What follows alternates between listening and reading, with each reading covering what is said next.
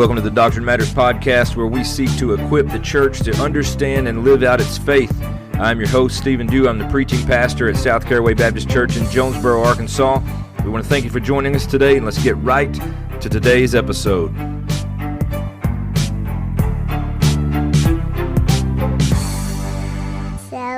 Deo Gloria. Well, hello, everybody, and welcome again to another episode of the Doctrine Matters podcast. I just want to say thank you again for listening. Thank you for tuning in.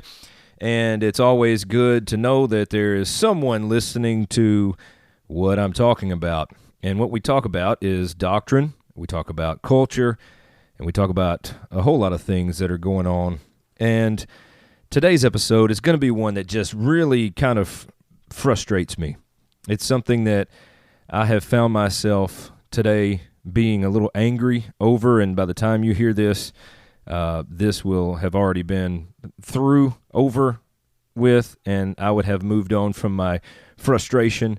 And I don't know, still may be frustrated for years to come, and probably the rest of my life, to be honest with you. But today's episode, as you know by the title, is something that we have been dealing with now as a culture for quite some time, and it's not getting any better. As a matter of fact, it's only getting worse. So I want to talk about today both abortion and adoption. Now, I know that abortion is a hot button issue in our culture, and it shouldn't be. Let me just put that out there from the beginning. It should not be a hot button issue in our culture. Let me just go on record here to let you know exactly where I stand on abortion if you don't already. And abortion is murder. Abortion is murder. In my biblical worldview opinion, I believe it is murder. Exodus chapter 20, verse 13, you shall not murder. And you may think, well, it's just a fetus. And let me just tell you what fetus means. It's Latin for small child. So we're not talking about murdering a cluster of cells. We're talking about murdering a small child. And we're talking about doing what the Bible clearly tells us not to. Now, I know all of you listening, most of you, if not all of you, are going to agree with this view. You're going to agree with me that abortion is murder, that it is the taking of a human life. Although within a mother's womb, it is still a small child. And if you know biology, and we can't really refute biology because this has been proven, that life begins at conception. So by the time you realize that you're pregnant, or a woman realizes she's pregnant, then there is already a small child inside of her, because at conception began life. And the taking of that life is murder. And I find myself frustrated about this because we live in a world where we give more frustration, anger, emotions toward a statue standing somewhere in a city in America. A statue of George Washington, Abraham Lincoln, Thomas Jefferson, anyone. Even back in my hometown, they were talking about the Elvis statue because he took the blues away from the black man. It's just, there's crazy things that are going around. People looking at statues and they're angry because we have statues standing, yet there is no outcry for the murdering of a small child.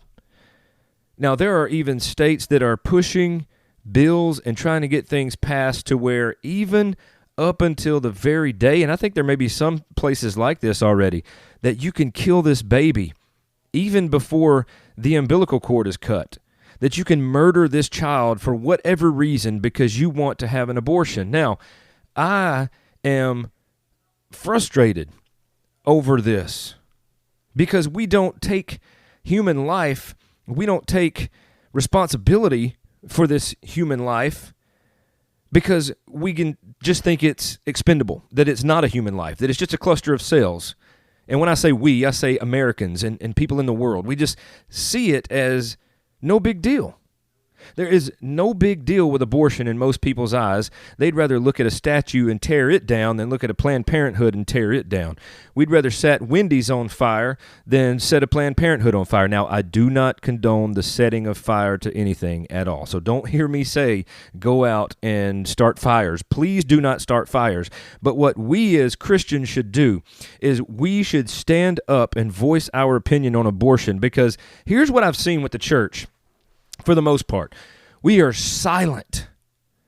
Now, recently through this murder of George Floyd and all these things that have happened, there have been a lot of signs, a lot of social media outcries that says silence is compliance.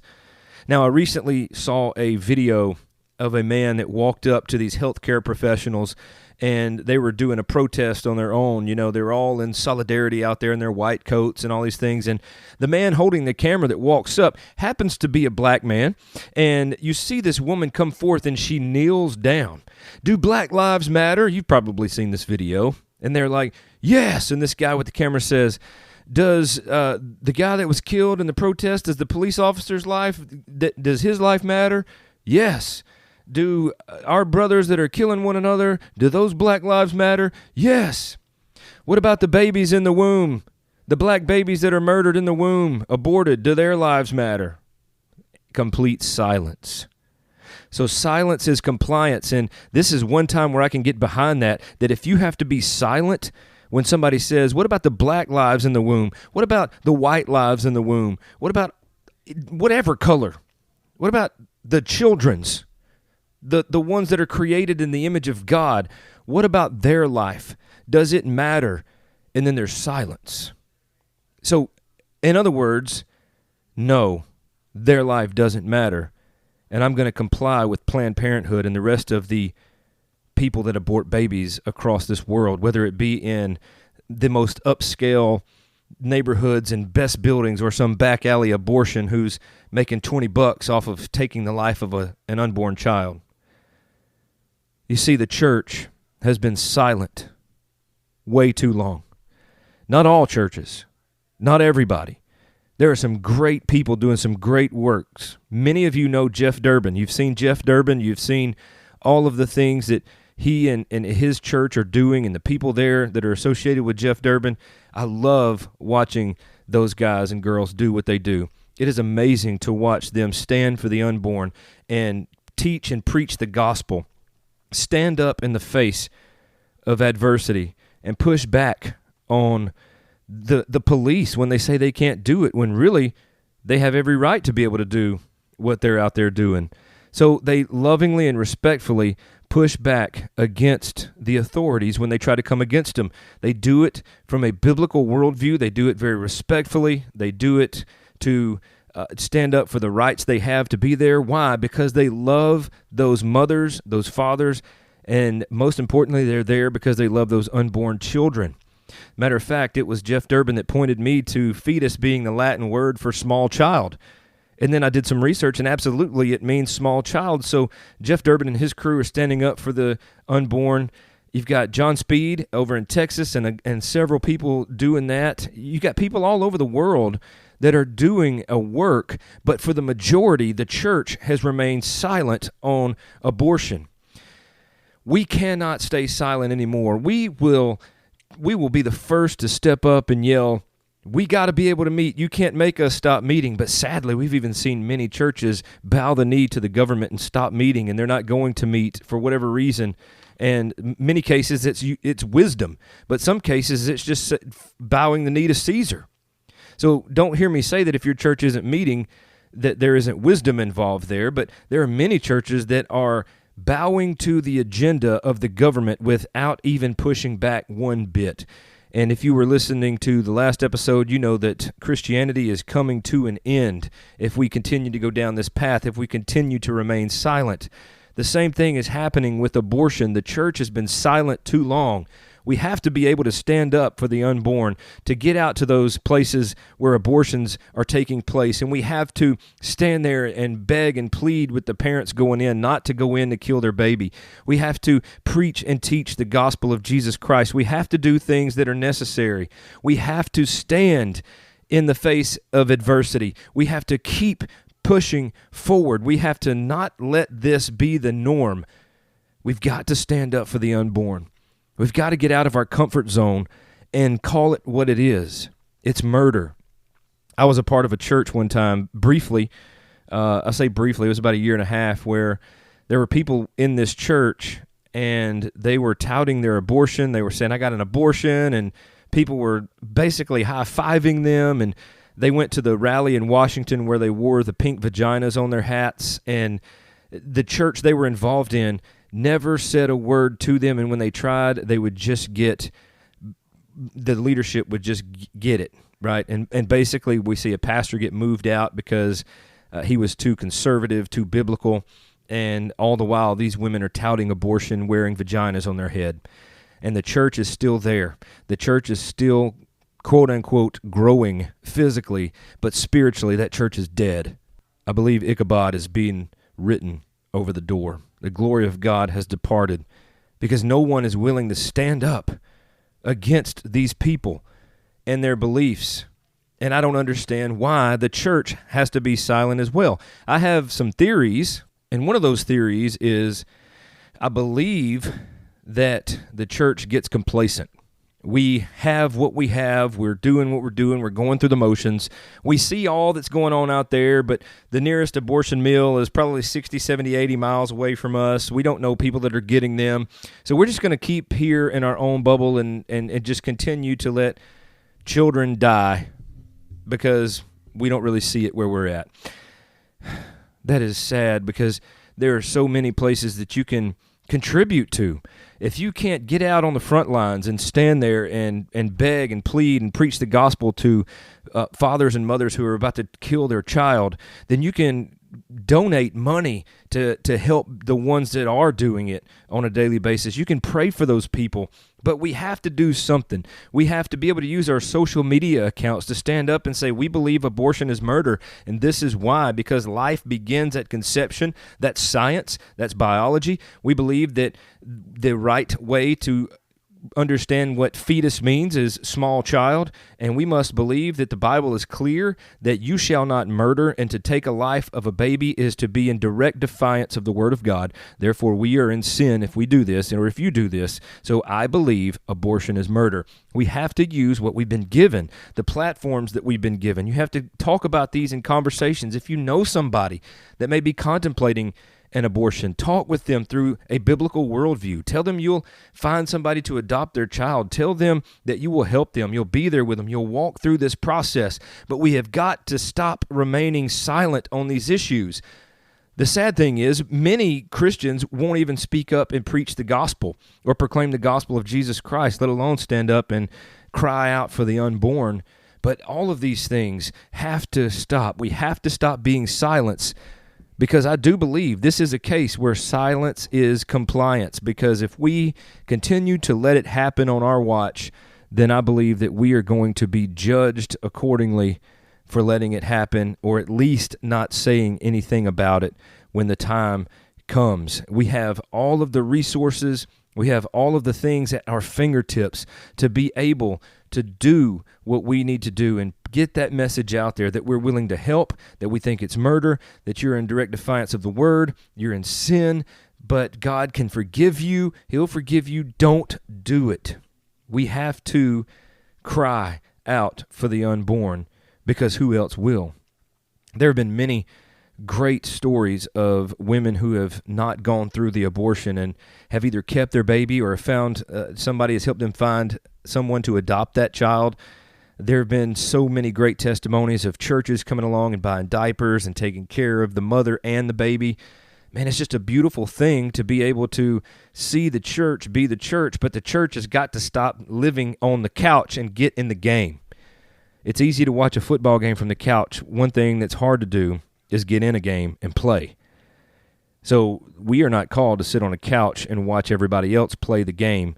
We as believers are called to get in the game. We are called to be on the front lines. We are called to support those on the front lines. We are called to do whatever it takes to promote the message that God has given us. And we are standing by allowing children to be killed in the womb every single day. One of the things that really has frustrated me recently is during the mandatory lockdowns in many states, abortion was said to be ceased. It had to stop, no more during the lockdown. Small win, but then that quickly went away as many people defied the government order and opened up the abortion clinic. Many people were driving to different states to get an abortion because apparently it is so easy to abort a child in America. And I think that's where my frustration lies here on this episode. So you're probably hearing a little frustration in my voice, and I think it's justified, or I hope you would think it's justified, that we have got to stop letting this happen on our watch. Now, there comes a time, I said this in one other episode, that I don't know that we'll ever see the full eradication of abortion because it's sin. We live in a fallen world with fallen men. Fallen men are going to get in positions to allow this to continue to happen, but we can sure do our part while we're here to try to make a dent in it, to try to stop women from murdering their babies. We have got to do our part, family. We've got to do our part. We got to stop sitting by and watching babies be murdered every single day without saying a word. It's frustrating for me on two accounts. One, as I've mentioned, it's the murder of a small child, the fetus. Life begins at conception. I think with those three things just alone, we see that abortion is murder and it should be stopped. I believe that anyone that gets an abortion or has an abortion, I believe they should be held accountable to the fullest extent of the law of what a murderer is, somebody that murders someone not an unborn, somebody that's already born. So if somebody takes the life of someone else and they're a murderer, then someone that has an abortion should be held to that same standard.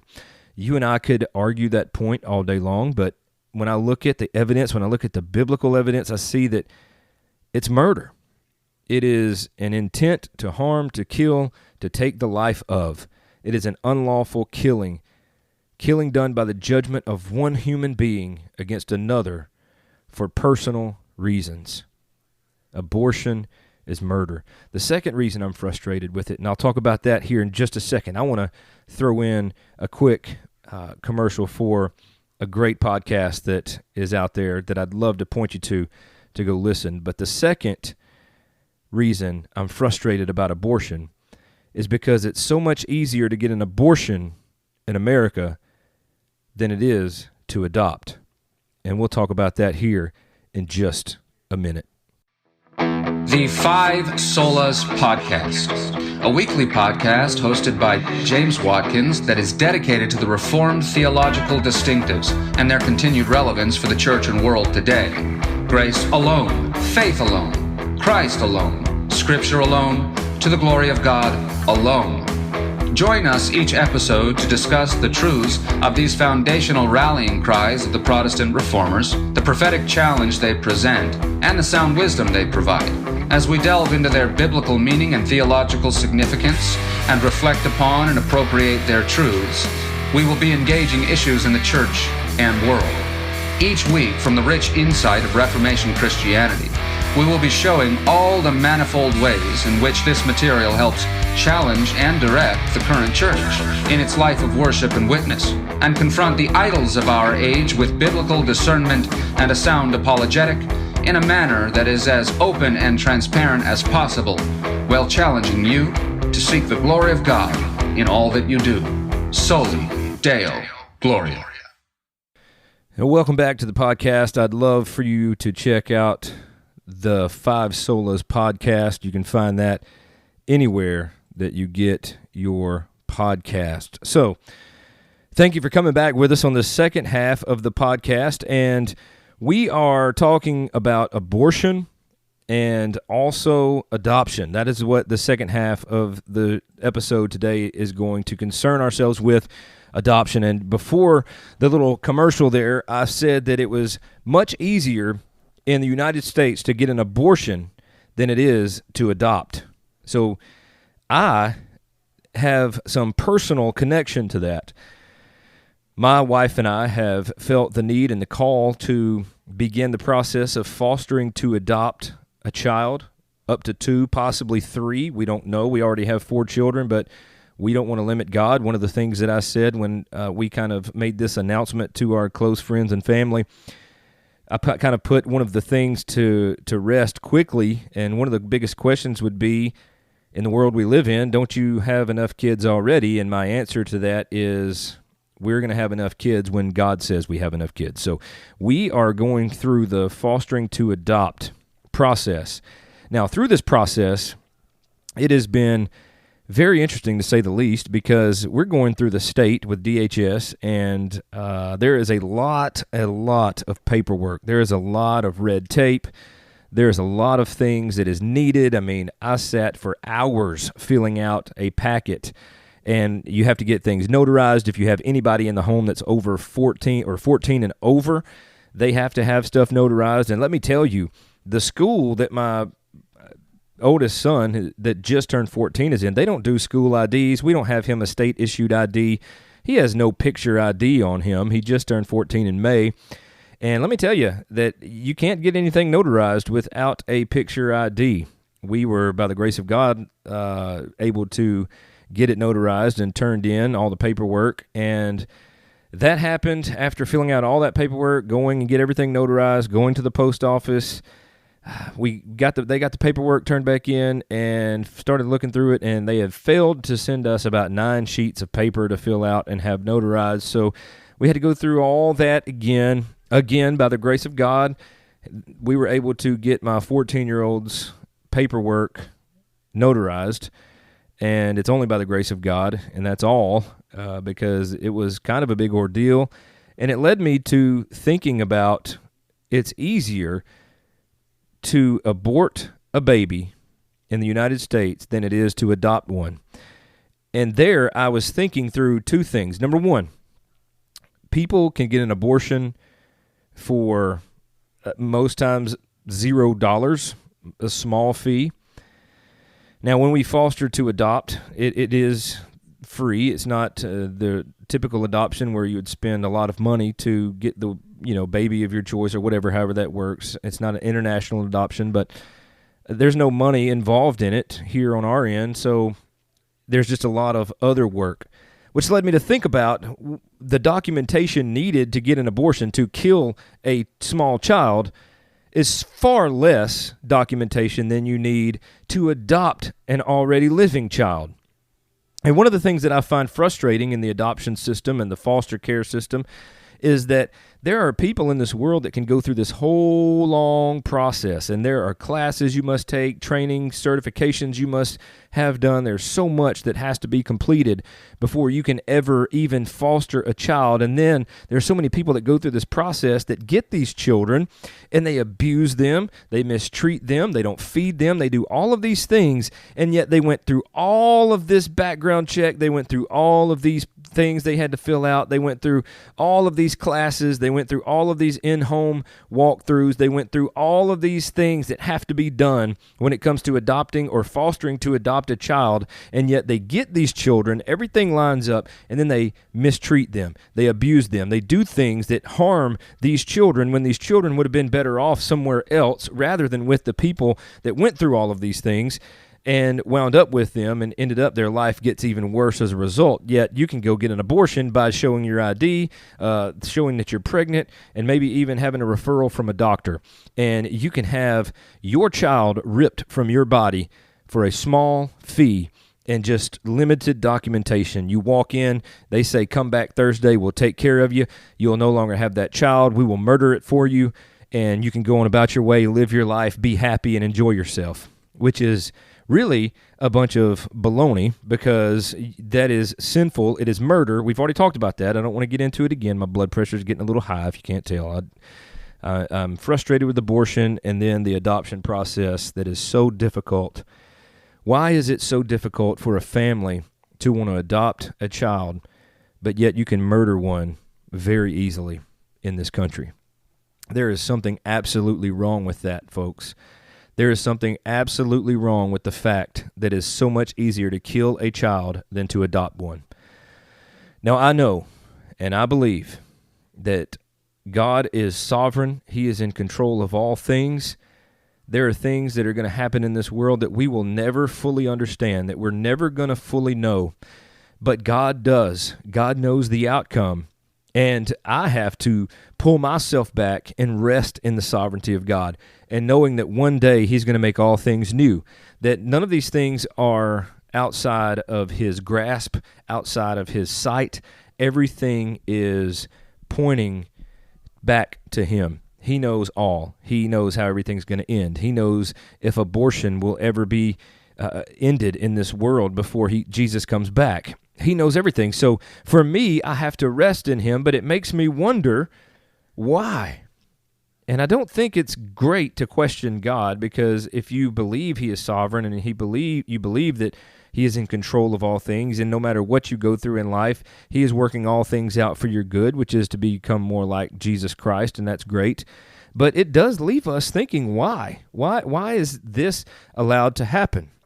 But we know, as believers, it's all for God's glory. Somehow things are happening and they're giving Him glory. He's going to get it through it no matter what.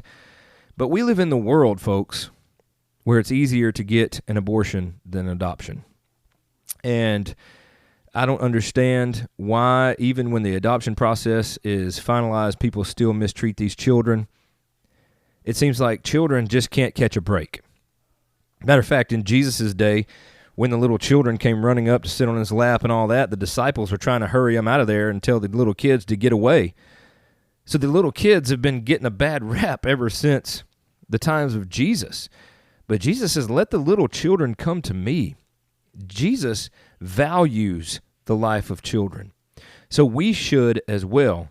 I can't tell you how many Christians that I have, or let me say, air quote Christians, that I've come across in my lifetime that have been some of the most hateful people towards children that I've ever seen. I recently was listening to a question and answer from one of the conferences held out at Grace Community Church in California at John MacArthur's church, and they were talking about children in the worship service, children after church is over, and all these things, talking about integrated family worship. We do that as well at our church, one of the best things we've ever moved to as a body of believers. I love having the children in our worship gatherings. We love having family integrated worship. But there's a lot of people in the world, a lot of people that say they're Christians that do not like having kids in the same worship center that they are in as adults. There are a lot of parents that don't like having kids in the worship center with them because they see it as it's time to get a break from their kids. But the Bible never teaches us as parents that we're going to ever have a break from our kids. The Bible teaches us that we as parents need to be training our kids. We need to be teaching them the gospel, that we need to be teaching them sound biblical doctrine and theology and raising them up in the way of the Lord. But many parents want to come to church and say, this is my 2 hours. While they're at Sunday school and then children's church, I'm dropping them off and I'm just going to sit here without kids for a while. That is not biblical, especially when we look back at Jesus and He's saying, let the little children come to me. Do not distract them. Do not hold them back. I want them on my lap, which brings me back around to listening to this question and answer about John MacArthur and what he said about people that were kind of frustrated about kids and stuff. And they, after the service is over, he said there would be kids that are just up on the platform. They're running around the pulpit. They're having a good time. They're laughing, and people will want to say, get off the pulpit, get away from the pulpit, get off the stage, all these things. And he's like, let them run around. Let them have fun. This is a picture of life. These are children. We value children here. And apparently there was a fountain there outside. I don't know if it's still there. I was at ShepCon back in 2019. I don't recall seeing a fountain. Maybe it is still there. But in the warmer months, some of the kids would get in there and just wade around in the water, and people would be like, get out, get out, get out, And John MacArthur's like, let the kids stay in there as long as somebody's watching them, right? Let kids be kids because we value our children here. And sadly, there are many people, many churches that don't value children. They see the children as a distraction. This has been happening for the children since Jesus. It's happening now as we are murdering the children in the womb. It's happening in churches as we try to push them off to the side It's happening even in the adoption process, that people are adopting these babies and adopting these children and mistreating them. Not everybody, don't hear me say that. So a lot of people, there's always another story on the news about how someone has fostered and either abused sexually, physically, or harmed in some way these children that they fostered. So children have been getting a bad rap from the very beginning, and God calls us to value children. So I want to encourage you, as we start to kind of wind down this episode, I want to encourage you to start looking at your stance on abortion. If you believe that it is murder, if you believe that it is wrong, then use your platform, whatever that may be, to stand up and teach against abortion, to teach the gospel along with abortion, because if you value children, then you will not support abortion at all. If you are a true believer in Christ, then you will not support abortion at all. It's that simple. You cannot be a true believer and support abortion because you are supporting murder, and God says not to murder. So, also, think about how you're viewing children in your worship services, in your church. Do you care about kids? What can you do as a person to help another child out? You know, children playing in your sanctuaries and all those things is a sound of life. Now, there are some places that you don't want your children to be in a worship service. I don't think you want them jumping in a full baptistry unattended. I don't think you're going to want them to run around all of the stage equipment where they could trip and hurt themselves and do something like that if there's wires and different things, instruments laying around. But what about kids in your life? Do you value them? Because if you value kids, again, you're going to hate abortion. If you value kids, you're going to love having them in your church. If you value kids, if your pastor and your elders move to family integrated worship, you're going to say, hallelujah, praise the Lord. I love this. This is amazing because it's biblical. So we can't be those Christians that say we hate abortion, but also look around the sanctuary and say, I hate these kids running in here. I used to see people all the time that say they love Jesus and love the Lord and they love church, but you let a kid run past them or a ball fly by their head, not a hard ball, a soft ball, like a little squishy ball that maybe a kid has kind of thrown up in the air, and I've watched people come unglued on those kids, yell at them, make them feel worthless. I've seen kids go off in the corner and cry, and I just have to be pastoral, love on those children, and tell the adults that this is not okay. We value our kids. So this episode is strictly for you to step back and look at your life. We need to value these babies. We need to value these children. Jesus did. And aren't we to be like Christ? So as we are being conformed to the image of Christ, then we are no longer being conformed to the pattern of the world, as Romans 12:2 teaches us. So if you value the Lord, if you love the Lord, then you will value his children. And that is from the unborn to the born and everything in between. You will love and value a child. But we do live in a day where it's so much easier to murder one than adopt one. We have to stand up and use our voice. I pray that you will not be sitting on the couch any longer, that you'll get in the game, that you'll do something. If I can help you in any way, please reach out to me here, Doctrine Matters Podcast at gmail.com. Find us on Facebook, Doctrine Matters Podcast. You can find me on Facebook, Stephen Dew, Jonesboro, Arkansas, Northeast Arkansas. You can find me that way. Reach out to me, whatever I can do to help, however I can pray for you. I can point you to resources. I can partner with you. We can do things to help show our love and value for our children, especially those in the womb. Reach out. Find us on all social media platforms, Instagram, Twitter, and I would love to talk with you. If you have any other thoughts, any other comments, any other thing that could help go along with this episode, please feel free to leave them on the Facebook post. Feel free to reach out, email those. I'd love to talk to you about this situation, but do pray for our church. Pray for the universal church, that we would step up and be who God has called us to be, and be a voice for the unborn, and step up and be who God has called us to be. Maybe you need to start the process of fostering to adopt. Maybe you just want to go straight to adoption. The Bible teaches us that true religion is caring for the orphans and the widows.